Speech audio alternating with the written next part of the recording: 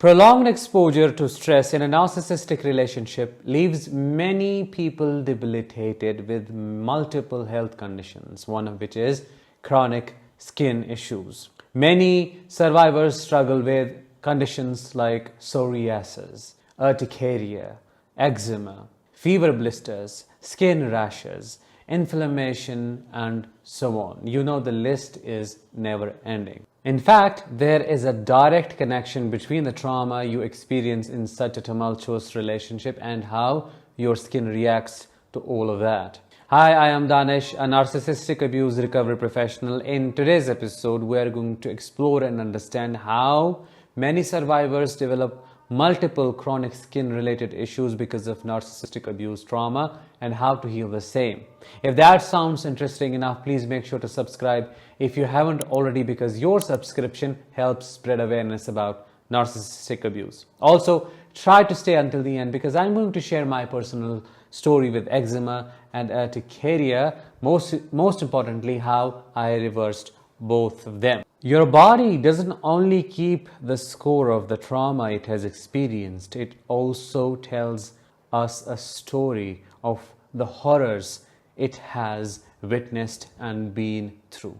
Your skin, being the topmost layer of who you are physically, is the first organ to come in interaction with the stress you experience in a narcissistic relationship. Think about this for a moment. Your skin is the first part of you, first layer that comes in interaction with the environment that is constantly filled with tension, stress, trauma, and the threat of being attacked. So the hypervigilance that you experience internally is first started at the skin level. How? Let me explain. Scientists have discovered that our skin is connected to our brain via brain-skin axis. It's a bidirectional axis that helps skin assess the environment we are exposed to, accumulate a lot of information, convert that into feedback, give it to our brain, and then the brain processes it and activates stuff in our body. Vice versa, your brain also collects information as feedback, gives it to the skin, and helps our skin to respond to the environment that might require us to adapt for survival. So the communication is always going on. Why is that important? It's important because in a narcissistic relationship, you're continuously on alert, on edge. And you may think it's just a brain thing. No, it starts with your skin first. It's when our skin senses stress, our brain starts picking up signals of danger. Once the alert system has been activated, we enter survival state, and then the physiological changes happen along with hormonal changes. Your hypothalamus, your pituitary gland, along with your adrenal gland form HPA axis, which plays an important role in stress response and coping. So all of these three in combination change the biochemistry by increasing the levels of cortisol, adrenaline, and noradrenaline, which then in return changes the skin conditions. Your inflammatory responses might be triggered, or hot flashes may be activated. All the responses that your brain perceives as to be necessary for survival.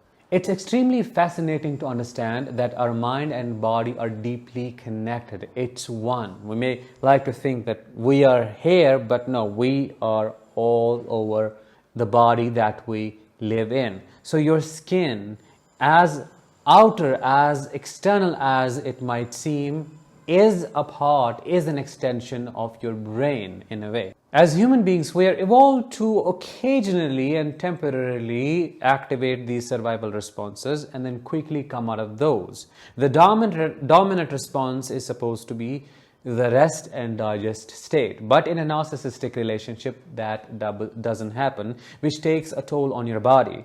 Your body's rhythm is altered and it becomes the opposite of what it is supposed to be. You remain in what we call sympathetic dominance. In other words, your sympathetic nervous system, responsible for activating fight, flight, freeze, stays overly activated which then destroys the internal resources, moves and shifts the energies, the life forces that run you, and then that triggers multiple responses that show how exhausted you are, which is why I said your body tells a story. A part of alteration that happens in our overall being is the alteration that happens in our skin.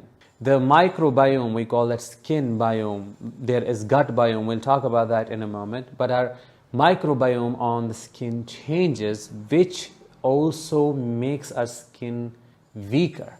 There is something called epidermal barrier. This is the one that keeps the bad microbes out, and we need that layer of defense intact and activated. But because of the overuse of adrenals, oversecretion of stress hormones, this barrier becomes weaker, and then that triggers inflammation, which also dries out our skin, and we have atopical dermatitis, eczema, psoriasis, all the conditions that you know of and about. Unfortunately, our skin gets caught in and becomes a part of this threat perception and stress responses. When this keeps happening for years, it becomes chronic. The second most important aspect of this issue that we need to understand is skin-gut axis. The way there is a connection between your brain and skin, likewise there is a connection between your skin and your gut. And it's also said your gut is your second brain. The microbiome in your gut influences the microbiome of your skin. And you know this. Whenever you are in a survival state continuously, your gut shuts down, or it is made to do so because then the energy is moved and utilized for surviving the adversities and the chronic stress. Ultimately, that influences and changes the microbiome in there, which then changes the microbiome on and in your skin. When the microbiome of your skin changes, bad bacteria, bad bugs accumulate, which is then perceived as a threat by your brain via skin-brain axis. You're right. And then that activates the action of your immune system, which triggers inflammation, either excessive oiliness or extreme dryness, which then changes into chronic rashes, urticaria, this, that, and the other. Now, having that said and understood, if you have been struggling with skin-related issues, the answer is not the steroids, the creams you could apply, or the anti-inflammatory drugs you could take. While these help a lot to reduce the symptoms, but if you want to heal your issues, you have to heal the root cause, which is your nervous system. You have to restore the microbiome of your gut so that the microbiome of your skin is balanced and the homeostasis is restored, and that will help your brain to calm down as well. How can I say so? I have done the same and found a great deal of relief. I had one of the first episodes of eczema when I was quite young, but back then I didn't recognize that it was eczema. I had a big rash over here, quite dry. I thought it's a fungal infection. Nobody paid attention. But then recently, a couple of years back, I had an incident, a flare-up for the first time on my legs, over my hands, and I thought it's a fungal infection. I need to apply some antifungal cream, antibacterial cream. I did so, but it did not go away. I consulted a dermatologist and he said, it's eczema. I was like, what's that? When I asked him what was he talking about, he said this is an immune system related condition. There is no cure for it, but you could manage it, and it's directly related to stress. So my eyes opened a little bit. I did my research. He suggested to apply some creams. They did not help. And he also recommended some antihistamines. They did help a great deal, but ultimately I had to find the real solution to a problem that was really deep. So in my healing journey, as I was already trying to work on my nervous system, I intensely did so with the intention of healing my gut and my skin. The first thing that I did is I changed my diet. I didn't make a big change, just some small changes. I included a lot more greens. I started taking probiotics. I took care of my sleep because your gut health is also connected to your sleep. And I consulted an Ayurvedic doctor, a naturopath. And they helped me as well to understand what was going on with my body and why my skin was acting up. What was actually the reason?